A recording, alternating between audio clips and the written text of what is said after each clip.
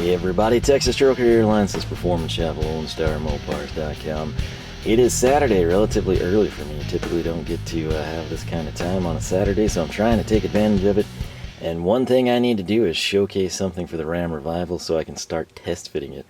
And that something is going to be our long-rumored double-din upgrade. Now, you're probably thinking, hey, 2001 Ram, 2nd Gen Ram, 94, 2001, 2002 3/4, you can't do that. Well, a little bit has changed, and it took a very, very long time for this to change, but stay tuned. I think you're going to enjoy. Now, with stereo stuff, where you buy it from, where you pick it up, you know, prices are going to vary, service will vary. If they pick up the phone if you have issues is another story entirely. All this stuff came from Crutchfield.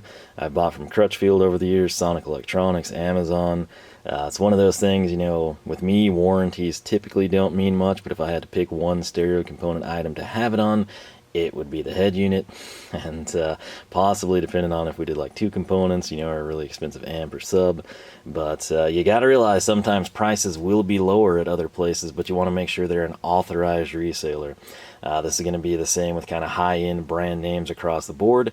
You can probably come in and buy it for $20, $40, $60 less at different places, but oftentimes when you do that, there's what they consider gray area. That's not an authorized reseller. Therefore, there's no warranty if you were to contact Pioneer, Kenwood, JVC, Alpine, whoever it might be. They're going to say, yeah, where'd you get this from? Show us a receipt. And then they're going to say, oh, well, it's from Amazon or eBay or retailer XYZ. We don't know them. We don't care. And always keep that in mind. Typically, you're not going to have issues, but in the odd chance that you did just get a straight-up lemon from one of the companies, that would be a very unfortunate way to learn about all that stuff. So, when I was making the purchase, I wanted to go ahead and throw in some other stuff. And one of the things that I was actually running low on is just right here. And again, I'll have all of this linked below. And again, the prices do tend to jump around even if you buy it from the same place. All of this stuff is from Crutchfield. And I'll have their links down below. Again, I make nothing off of that. It's just there for your reference, or if you want to pick it up, or if you need it in the case of something like this. But these are just a little quick connects. That's all there is to it. I think it's a pack of maybe 20 or so. And basically strip it down 3/8 to 1/2 inch, twist the wires together, insert that, tighten it. It's kind of like a fancy wire nut, you know, your B1, B2, B4 stuff that you twist tie, that you'd see like if you replace a ceiling fan or a light switch. This is sort of like a more encapsulated version, and it's designed for small gauge wires like you would have with a stereo. So that is all there is to that one. Now right here, this is something I didn't necessarily have to have, but I was kind of interested in, and I will certainly get quite a bit of use out of it. I'm not sure, I guess we'll run with this as the part number. ATH CR3 NGL, not gonna lie. And let's come in here, use this. I was checking out my ballastal video, which I recorded a long time ago, and I had set on that NWS knife right here. If I couldn't get it to function better, I would just leave it open. You've probably seen this cut a lot. That's what I did, is just leave it open. So you probably know what these are if you do anything interior-wise or stereo installations or alarms or whatever it may be. Automotive upgrades, tablets for people, whatever, speakers. They're just trim tools. They're just panel removal tools, right? Designed to make your job a little bit easier. And for years, and I do mean years, I probably had them since I was like 14 or 15. I've just had like the 5-piece set from Harbor Freight. I think they still make it. Decent quality, but I've used them so much. The ones that I use the most frequently are kind of starting to wear out, and I also have used them several times more and more on late model cars. You know, like you've got plastic push pins and pop rivets everywhere. And so I've used some of those. They're not necessarily the strongest things, and instead of buying another set of those, I thought, you know, let's try something different. So that's what I'm doing here. These are from Bojo or Bojo. I'm not sure how you'd pronounce it. They are made in America, though, which is pretty cool. A lot of plastic stuff actually is. The thing that you will note, if you're familiar with the cheap sets or the Harbor Freight ones, if you happen to have them, you know, this would be smooth on this side, just like this one, and it's also got a lot more flex to it, which has advantages and disadvantages. Obviously, you've got more leeway, where this is just not going to give any, and you'd run the risk of like tearing something fragile. That one can slide in. But on the flip side, when you go to pry with the Harbor Freight one, it's not necessarily the strongest. You might have to come in with a slightly thicker one, then you have the thinner one behind the fastener, and you know, one of those things. But this, if you were unaware with how plastic works, right, that is strengthening ribs. They've kind of got it triangulated, X-braced, whatever you want to call it, and it's kind of cool that they left that. I'm sure it saves money as opposed to putting, you know, like a thicker layer over the top, but it lets you see what you're working with, and it explains why there's so much less flex between these. Now again, if I need to showcase the Harbor Freight ones at a later date and time compared to this one, let me know. But this one would kind of be like an angled reach, right? So if we were trying to pop a door panel or something, you know, this would be really good, obviously, because this is flush. This is here, it's natural leverage, sort of the fulcrum effect. This one is kind of your go-to. It's just your straight tapter. Let's go ahead on this one and kind of showcase this for you. I'll zoom in just a little bit. Again, Bojo, made in the USA. So proud of it. They put it twice, which I cannot blame them. That's fantastic. Flipping it around, and again, super good quality here. That design here is kind of akin to like the milk crates that you'd see like at grocery stores, 80s and 90s type of a deal. It feels really good in hand. I'm excited to put them to use. This is the same concept here. It's just going to be a straight one. So let's say we were coming in a difficult spot and we needed it to be flush. There you go. But again, nothing major. I think these were probably, if I had to guess, you know, like these were probably 5 to 10. These are probably 7 to 15. Again, prices do tend to fluctuate, especially Crutchfield, not because they're scamming you, just because they have promotions quite frequently. And prices tend to fluctuate, right? So let's come in now and grab this sucker and this sucker. Now, what Crutchfield is going to do, in my case, 2001 RAM, it actually had a really good factory stereo. I mean, it's got a cassette deck with it, yes, but that was a sign of the times. That was your premium option in 2001, to have the CD disc slot and the cassette deck. That way, if you were heavily invested in your cassettes, you hadn't fully transitioned over, you were covered. You had both bases covered as you know, copy over your cassettes or pick up CDs or greatest hits or whatever you're doing, you're covered. You can go both ways. It had the you know, fader and everything, the balancer. It was a really, really good stereo in part, and that's, again, I've mentioned this before, that's what sold me on Infinity speakers.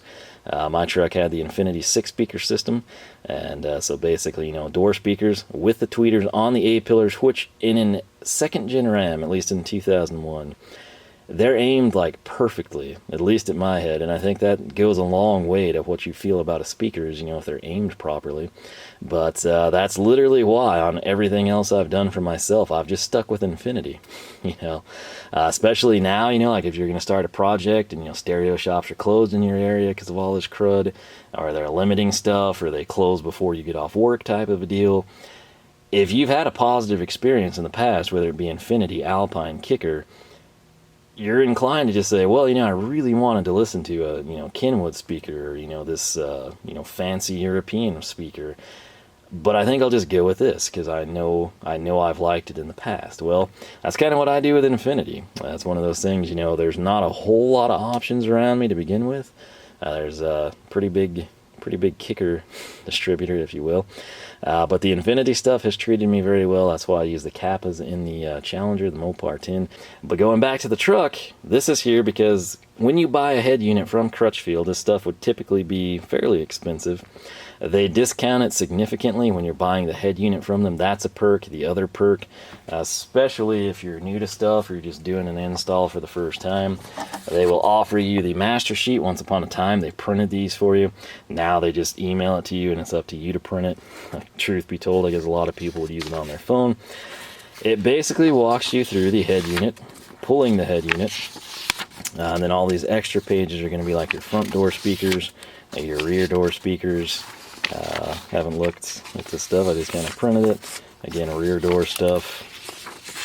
That's about it. So it probably tells you, you know, the tools you need, how to do it, the removal process, the installation, everything along those lines. The good thing is with Crutchfield, if you're totally clueless, if you think you've done things to spec to their instructions and your stereo doesn't work, or it comes on but you can't play a disc, or whatever it might be, you can call them up, you can email them. They're pretty quick, pretty responsive. They will take care of you. They will walk you through. They'll spend however much time they have to make sure you're happy with what you've purchased from them. So that is a big selling selling point, particularly, again, if you're kind of green to this, if it's a brand new deal, if you've never done it before, but stereo shops are closed, and you think, oh, that doesn't look too hard, I've seen it on YouTube, I bet I can figure it out. Run into an issue, call them, they will take care of you. That is another perk of buying from Crutchfield. But with the truck, being that it was the top of the line 6-speaker Infinity with the cassette deck, we also had some other cool stuff for the time, which was steering wheel controls, right? And with the steering wheel controls, it's nothing crazy. You know, you can like adjust through your radio stations, your you can up and down tracks on your discs, and then of course you got volume on the other side.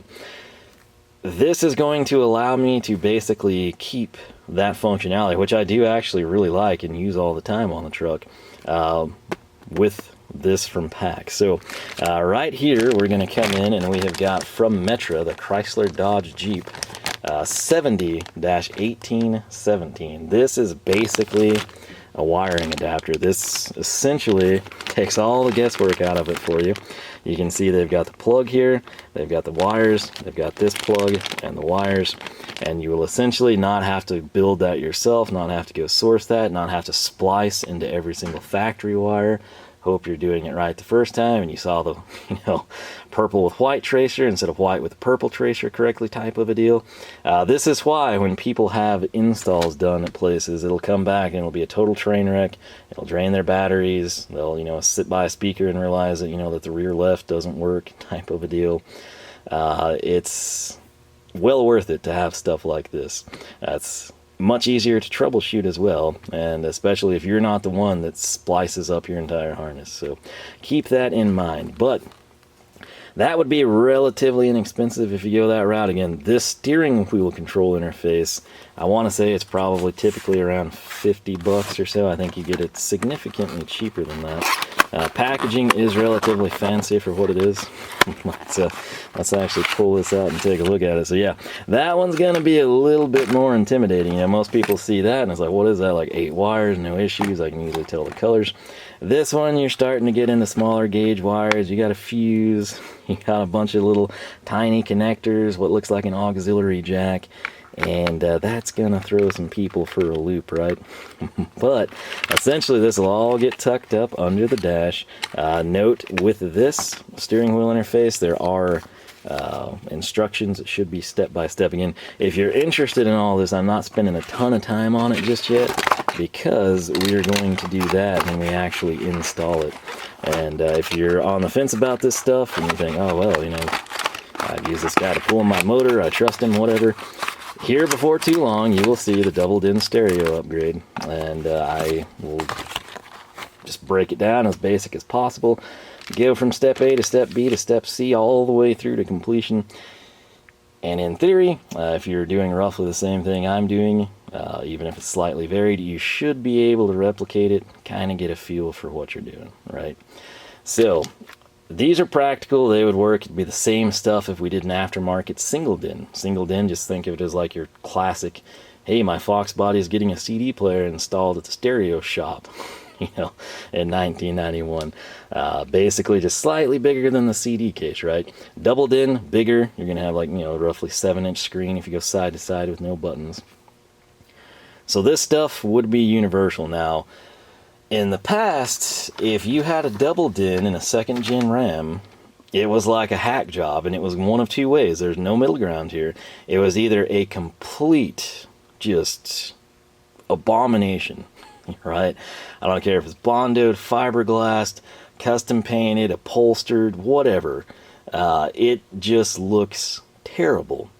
On the flip side, and this is the much more rare occurrence, when people put a double din in the 2nd gen RAM, it actually looked really good. And like I said, there's no middle ground. There's either the thing that looks like it was factory installed, it's beautiful, you wouldn't know it wasn't an option, or it looks like, you know, you went down, got some drinks for some guy, you know, on the wrong side of town, and that's what came out, you know, a couple hours later. And it's kind of mind-boggling about this right here. This is from Metra. It is their part number 956551. It is designed explicitly for 98 to 2002 Dodge Rams, and this is what it is. And for those of you that know, you know. And for those of you that don't know, I'm going to tell you. So, putting that second gen, that was your option. You know, you're doubled in a second gen. What are you going to do? Well, you're either going to find some amazing installer and spend probably a whole bunch of money, and it's going to look amazing. And it's probably not worth it to people at this point in time, you know, with trucks, you know, being 15, 25 years old, if you will.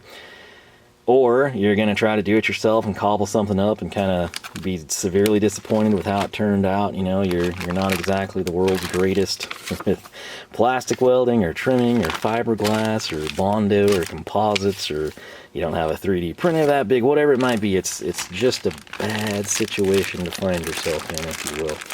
And what happened, right?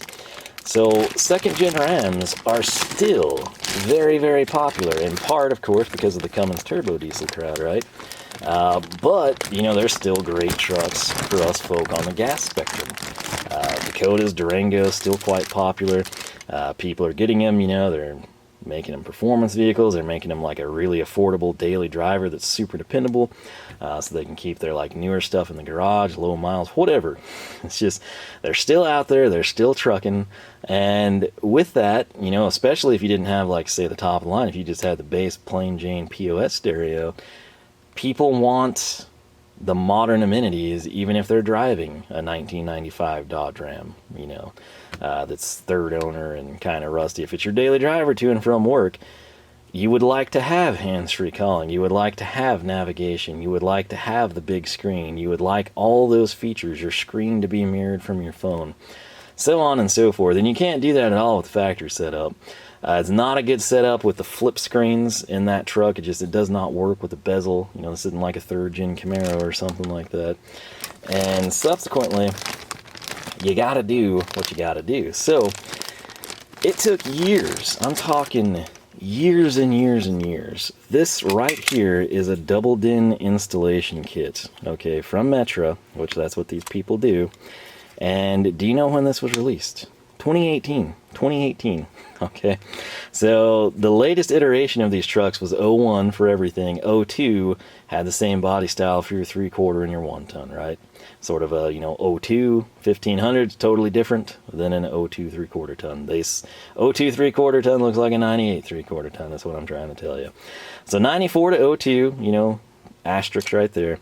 There was never, no one ever had made this kit. It never happened. You know, typically this is a deal you wouldn't expect, you know, like in 1999 for this to hit the market, but you think by 2000, the demand would have been there. The stereo shops would have been like, hey, you know, all these guys keep coming in, they want this stuff done. This lady's got this really nice dually that she pulls her horses in. She wants a big touchscreen. You know, you're going to make a kit for that. And it never happened. And so many people like myself that had these trucks all those years, I'm talking 10 plus years, 2008, 2011, whatever it might be, by 2015 even, at a certain point in time, you just assume it's not going to happen, right? Mopar never released a 2001 computer, you know, a performance computer. They just kind of stopped developing parts for the Magnum. Certainly on the interior, you know, if you don't get like the doubled in install kit ASAP, it's probably not going to happen. Maybe they're working on it, you know, in year 2, and they're working out some, you know, kinks or issues they've run into. In year 3 or 4, it's available. Never happened. It was just a foregone conclusion, and we were screwed. You were either going to cut up your dash, do a hack job, or you're going to pay out the wazoo to get something done professionally that looked presentable. This kit is dirt cheap. It's like $19.99, $29.99, depending where you get it. And essentially what it's going to do, you will have to cut your factory bezel, but this is going to cover it. I believe this is the finished piece. I think this is the template type of a deal. You've got your mounts on both sides.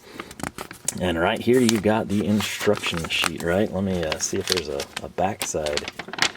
There is. And basically, and I've heard people say varying things. Some of you might be scared of this. Some of you will say it's not worth it, whatever. But basically we come in with this template, and you're going to place it right here, which we might even get to do this on the LMC bezel, out of the truck would probably be the best way to do it. They want you to use a scribe tool to score that area. And you're essentially going to be removing this shaded area, right?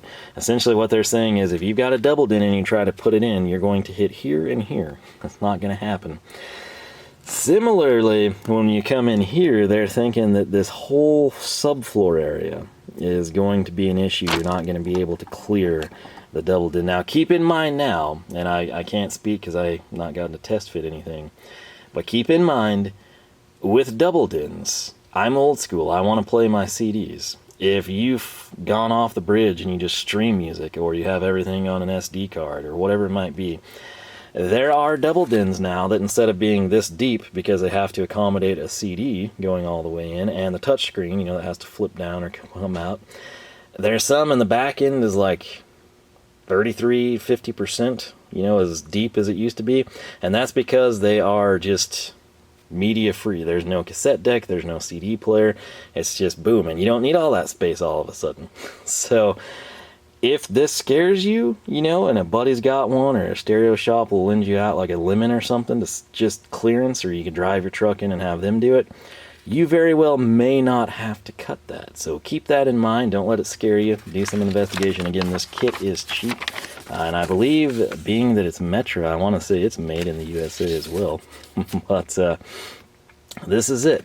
This kind of thinner, not as polished deal. It's actually more polished, but you know what I'm saying, not textured as well. That would be your cut template. And then this guy right here is going to be our finished bezel that will match what we have from the factory a little bit better. Then, of course, they included some brackets for us. I'm hoping what we have in the next box has some brackets and hardware as well. But that is it. That is one of the most ridiculous, unexpected products I could imagine. I had looked, I would come back in every couple of years, and I'd be like, man, it'd be nice, to upgrade stereo in this thing. And, there's never an option. There was never anything you could do with the 2nd gen RAM. And then I remember, I think it was one day at work on break, I was going through and I was kind of debating, what head unit to get. And I stumbled across something that was like install kit for 2nd gen. And I figured this was like some eBay crud, some dude, just thrown together in a shed or something.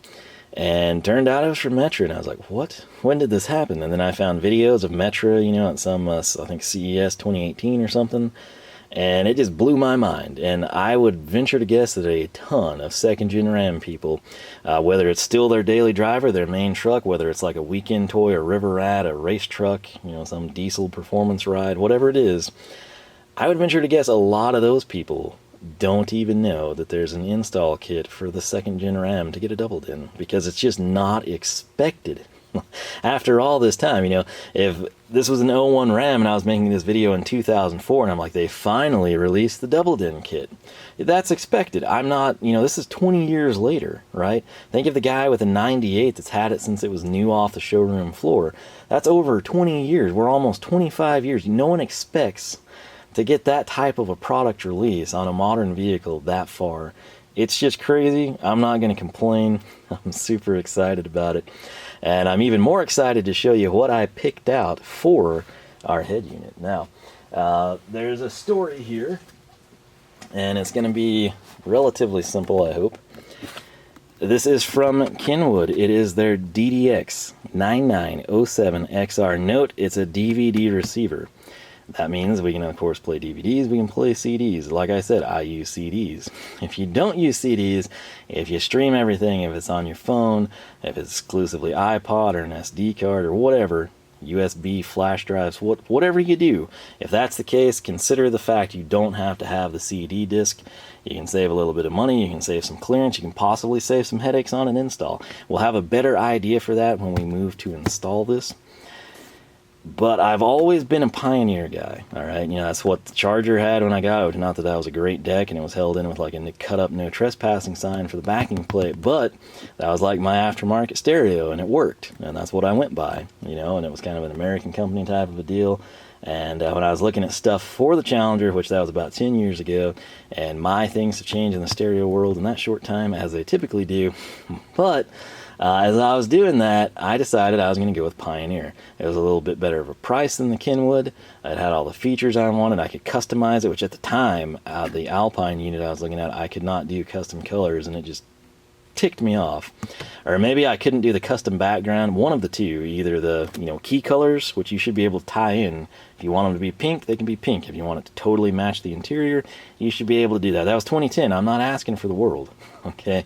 And either that or the custom background, which again, I don't think that's asking for a lot. To be able to put whatever image I want as the background on the stereo that you just spent nearly $1,000 on, seems to me like I'm not asking for ridiculous things. So Alpine was out, Kenwood was priced out, I went with Pioneer. It was a great stereo, it's been a great stereo, still a great stereo. That said, the past year, it started doing this deal, probably even sooner than that, maybe like 6 months or something. I'll hop in the car, fire it up, drive off to work in the morning. Sometimes you go like 20 feet, sometimes it's like half a mile, and boom, pause. I've got my CD playing and it just pauses, and I'm like, that's weird. For the longest time, I thought it must have been the remote. It was like jumbled around in the console. Got some time, pulled it out, confirmed that wasn't the case. It doesn't always do it, and typically it only does it when it's cold in the morning, which is inexplainable because it's an electronic device.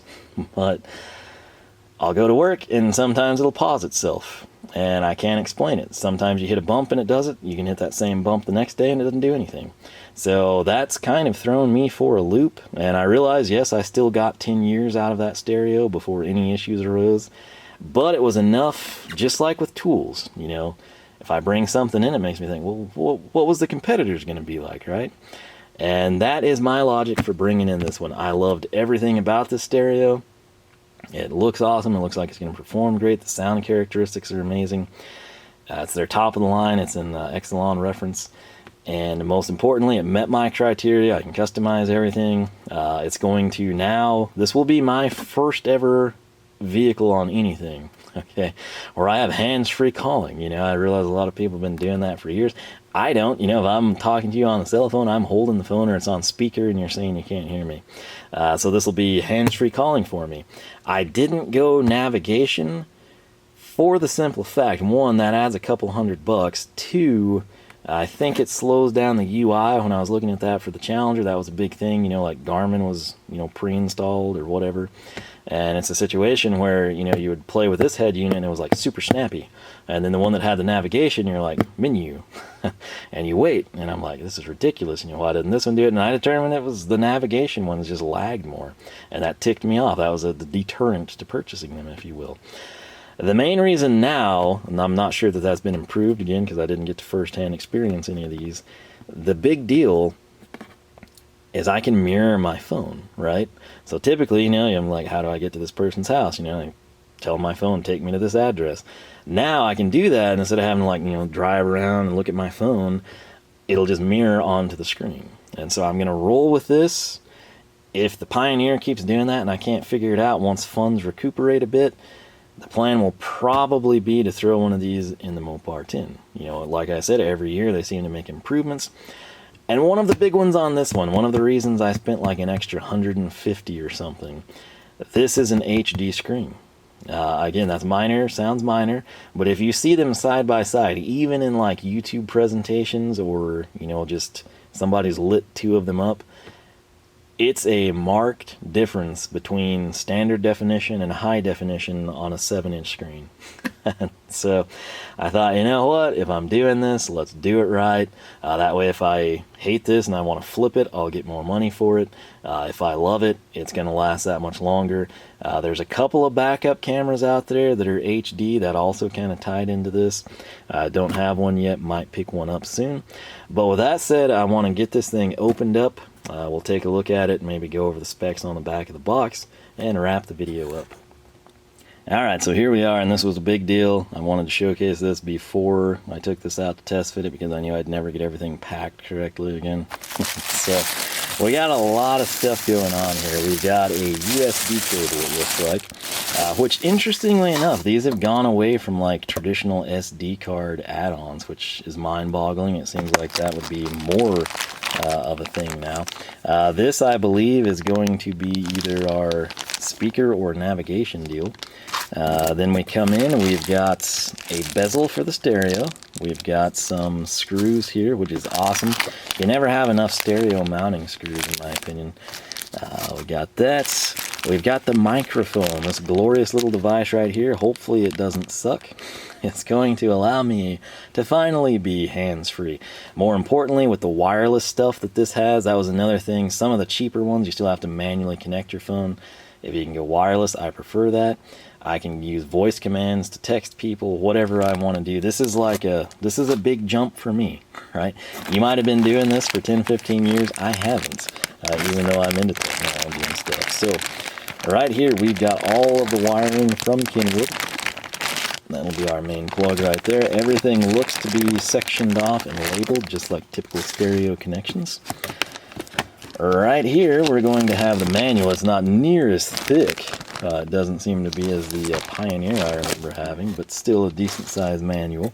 And now we're to nothing, right? Now we're actually to the best part, the most important part. And, it's awkward again just because it's such a large box. But if I lift this up, try not to tear the cardboard. That's how it's packed. So again, they do a great job packaging. You would hope that they would, given, you know, the price of this thing. But let's slide this out and come in. I'm trying to, I think I've got it by the edges here. Alright, get that off to the side. Get that down. Alright, so another selling point of this head unit is we can have a whole lot of camera inputs, right? So if we wanted to make this kind of as idiot-proof as a modern car, that's something that we can do. And, I don't know that we'll do that or not, but if we want to, we can. Let's get this out of the way for you. And drop her down. There's really, I mean, it's not going to be hooked up. There's not a whole lot you can see here, but it'll hopefully wet your whistle, keep you interested for the install type of a thing. So, there it is. Again, this is in the cradle, if you will. It's, again, pretty thick, pretty deep. That actually seems to have a lot of unnecessary spacing, in my opinion. I guess it's there for cooling, would be my guess. But the sides where we're going to be mounting everything up. Let's spin her around here to the back real quick. Whoa. Okay. So here's what we've got to work with, right? This is all the connections. If you're an installer, you'll know what you want to know from this. You got your GPS, you got your mic. We've got all of the pre-outs here for our videos. So you've got video out, you've got the rear view camera, you've got the third view camera, and then right here, that would be your front view camera. So again, these are all labeled. Would have been nice if they were coded. Hopefully they're denoted some other way. But again, as long as you don't spill a lot or have water leak in, I guess these tags will be all right. We got our pre-outs here. That's your main plug, 15 amp fuse. You got your data bus stuff. We got all these. And that's it. So there is a really fancy Kenwood dash cam. And it would plug in right here. It's one of those ones, if you're parked and it detects motion or something like that, you know, it'll kind of fire up, start recording. I have considered picking one up just because there's so many times, you know, when I'm driving and people pull out in front of me from a ridiculously close distances. It just, you know, makes you like, idiot, you know, what are you doing, moron, you know? And if I didn't have brakes, I'd have rear-ended you type of stuff. It would be nice to have some of that on camera, you know, and eventually, God forbid, there ever is a wreck because someone pulls out without looking because they're on their phone or whatever.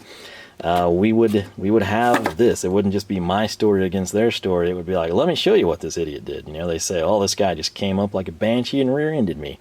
Officer, I'm the poor innocent victim here to that big truck. Well, that's a different story whenever I've got a dash cam running and I'm coming down the road at 60 miles an hour as I have been for the previous 5 miles, and then all of a sudden you wheel out in front of me.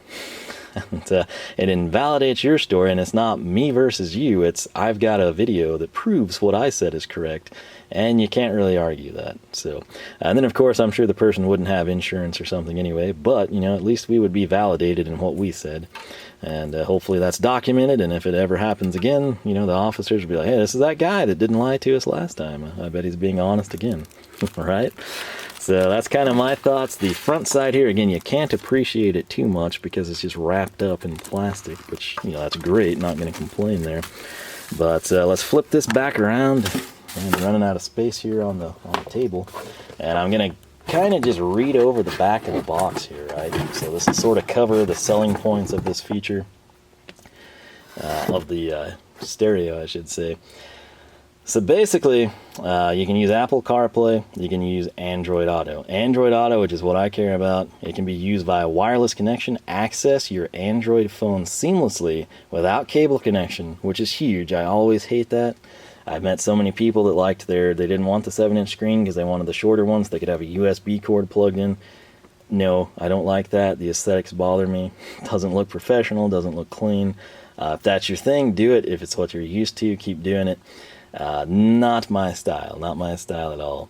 And again, I'm somebody, like I said, that hasn't had any of this stuff, so hey. But, without cable connection, it automatically brings you useful information and organizes it into simple cards that appear just when needed. This is an HD 720, so 1280 by 720. LCD display delivers vivid colors with high contrast and sharpness. Again, check out a video on this versus, you know, a non-HD model, and you will be surprised. So, you can stream Android smartphone contents on your head unit via the wireless connection. You can also control your contents by the touchscreen. So that's about it. We can customize everything I wanted to customize. It's just a really solid purchase in my opinion. So it is HD radio capable, all that stuff. Again, Tom Petty, you know, they're going to see how much you'd pay for what you used to get free. That's kind of the bandwagon I fall on. So don't do streaming music. I don't do satellite music. Don't do any of that stuff. I stick with AM, FM, and CDs. So interesting note though, you know, like I said, there's no like SD card provision, which again blows my mind. I thought that's the direction everything was headed a couple years ago. In this instance, I would basically need to come in with a flash drive, which, you know, that's fine. I'll probably do it. I'll probably extend it into the glove box or something. But seriously, could we not have just had, you know, a little better setup there? So that's something I don't understand why you'd go away from that, but it is what it is. So we got the key here, again, the instruction manual. I'm not going to go over all of the selling points, everything like that. You can figure it out. You'll know what they are. I will, again, have it linked below. I make nothing off of that. That's just for reference. If you want to come in and start here and be like, well, I want navigation or I want to play CDs, do that, you know. And then if you find it on Crutchfield and you want to buy it from them, great. If you go and you price it around and you're like, whoa, you know, Amazon's got it for $200 less. I don't care about a warranty at that price. Let's get it. Do that. I mean, do whatever suits you. I've got nothing to lose. You know, I just went through, this is again a big purchase for me, and so in the event that this sucks or it's a lemon, I wanted to have it from Crutchfield so I could hopefully have, you know, an easy return or swap out or exchange or whatever. And again, another selling point, if you're going to buy this from a third-party seller and you're not saving like crud tons of it, if you're saving the $200, do it, you know. But if it's a deal where if Crutchfield is like $20 cheaper, or I mean $20 more expensive than your third-party option, go ahead and price out your wiring connections, your double-DIN install kit, and you could quickly wind up spending more than you would from Crutchfield, because keep in mind, Crutchfield discounts the installation gear. So that's kind of there. You might not see this for the $100 less that everywhere else has it, but if you do like me and you buy the steering wheel control, the wiring harness, and the double-DIN install kit, you could easily spend you like another 50, 60, 80 bucks on that stuff. Probably more, actually. I think the steering wheel kit alone is around 60. So let's say that adds up to 130 through that place, or they don't even have it and you have to get it from 2 other places and factor in freight, right? Do the math, throw the expensive head unit in, see what Crutchfield will sell the install gear for. If you're still saving, going that route, you know, or if it's about the same and you want to do that, make it happen. But if it's a deal where Crutchfield turns out to be cheaper, take advantage of it. The other big thing with Crutchfield, 2-day shipping, and again, it's a reputable deal. For what it's worth, I didn't have any issues with Sonic Electronics when I bought stuff from them. And I can't remember, I want to say it was the rear shelf speakers I got from Amazon. I've had zero issues with those. I mean, they're just the same as if I would have bought them from an authorized place and paid more, so I'm not going to complain. But again, be leery of that. Do yourself the service of researching things. If you determine what you want and you find it, you know, $50, $100 cheaper on eBay or Amazon or Seller X, come in, figure out everything you would get: speakers, wiring, install kits. Factor all that in. Factor in freight if you have to pay freight. Do the same thing on Crutchfield and then go to town. Make the decision. Save yourself as much money and headache and hassle as possible and do what's best for you. Again, big selling point though with Crutchfield, if this is new to you, if you've never done it, they're probably who you want to buy from because they will walk you through it. If you got buddies or, you know, your friend owns a stereo shop, just do that. Save the $200 and make him install it. All right. But if you're tackling this yourself, keep that in mind. That said, there are a lot of people on YouTube that'll help. There's a lot of people on forums that'll help. Whether they can convey what they know to you in a semblance manner where you can understand what they're telling you, that's another story. But hey, you cross that bridge when you get there. So, but this is what we brought in. This is my Kenwood head unit. First time I've ever run anything Kenwood, so hopefully it's a good experience. It'll be a big step forward, not only for me personally out of anything I drive, but also for the truck. You know, like it'll be navigation capable, weather capable, text capable, you know, voice recognition, hands-free calling even, which again, I've not had any of that ever. So that'll be a big step forward. And again, this will be a guinea pig for me to determine, do I want to put one in the Mopar 10? And based on that, you know, like what route do I want to go with the old cars, right? Do I want to do this and have my phone mirror? Does that work beautifully? Did I think that that sucked and I wish I would have paid for the pre-installed navigation stuff? I'm going to quit rambling because I want to see if this slides in to the dash, because again, right now everything's torn apart, so I can easily see if I have to trim or not. But let me know your thoughts on this stuff. What do you think? Are you a Kenwood person? Are you a Pioneer guy? Are you an Alpine lady? Do you like JVC or Boss? If you've been like, well, Boss is way cheaper and it's actually better, the sound quality superior. I haven't covered any of that stuff. This has like the audiophile covered. This, all the specs there, we'll probably go into that more when it's installed or something. But believe you me, this checks all my boxes. I've just hit on the basics ones here, but the biggest thing in this video for you that I want people to take away, there is a double DIN install kit for 2nd gen Rams, and it came out in 2018. The 2nd gen Ram was last produced in 01, early 02, okay? Giving it that half model year for the 3/4 and 1 tons, you know, that, you know, didn't transition over to the 3rd gen body style quite yet.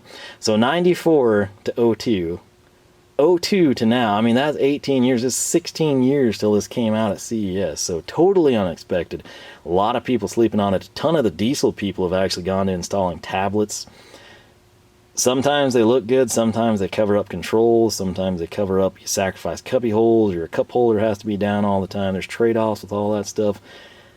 This should be good. We're going to find out because we will be installing this. I'll have the videos up. I will do my best to walk you through it step by step.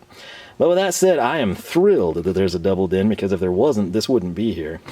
And, it's going to open up a lot of options again, especially with all this stuff. Now, something important I would like to know from you is, do you run a dash cam? If so, what are your thoughts on it? Do you regret the purchase? Would you buy the cheapest one? Would you spend a little bit more and get a better one? If you've run this Kenwood dash cam in particular, let me know your thoughts. That is something I'm kind of interested in. It's also really expensive, and I don't know if it's like, I mean, I've driven my entire life without one, but as I mentioned, it's one of those things, you know, when somebody says no, you know, he just rear-ended me, and it's 50-50, you know, the cops weren't there, they didn't witness it. It's, do I believe this person A or person B? If I've got it on video to back me up, I say, officer, jump in my truck real quick, we're going to review some footage. And he comes out and it's like, hey, driver B, you're full of it. you know, this guy's got video, you're screwed. You better start being honest. Simplify this for all of us. But that is an expense, and I'm interested in it. The backup camera, I feel like, would be a better purchase for the truck, but we shall see. Maybe we'll do both eventually. But again, very, very excited to have this. I can finally mock it up. That's what I'm going to go do. And that is it for this installment of the Ram Revival. Do hope you enjoyed. Again, all this stuff will be covered in greater detail during the installation. The main thing, there's a double DIN kit, 4 2nd-gen Rams. This is the head unit I picked out. It's ton. I mean, every audiophile feature I'd want is there, plus the customization, plus stuff I have never had in my little life, and I'm pretty excited about that. So I'm going to quit rambling. LoneStarMopars.com is the website. Make sure you check us out. Facebook, Twitter, Instagram, whichever you prefer. All three can be found at LoneStarMopars.com. Hope you are enjoying the Ram Revival. We've certainly got a lot more planned for the truck. This is going to bring it up to sort of modern standards, if you will, in terms of the head unit, and offer us some other cool features that certainly weren't available in 2001. So should be fun. Hope you stick around and check it out. I do hope you're enjoying the series. With that said, I'll catch you back here for the next installment of the Ram Revival.